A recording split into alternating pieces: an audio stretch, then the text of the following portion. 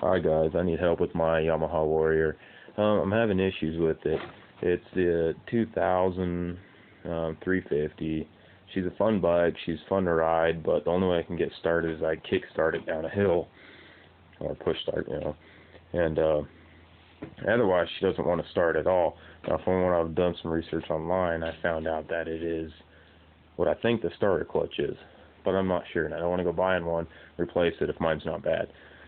So she's making a clunking noise when I push the start button. I was wondering if anybody can tell me exactly what that is, or if they've had the same issue.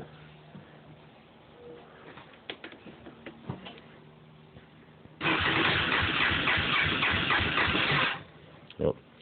It makes it louder noise when the choke is all the way on, but when the choke's all the way off,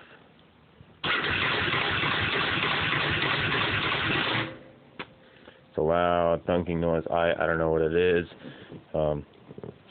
I've recently replaced the my starter itself, the spark plug, the wires, and the battery. So other than that, I think it's something inside. The gear behind the flywheel seems like it likes to turn backwards a little bit, but it's really hard to. So I don't know if that's bad. If you have any solutions, please let me know.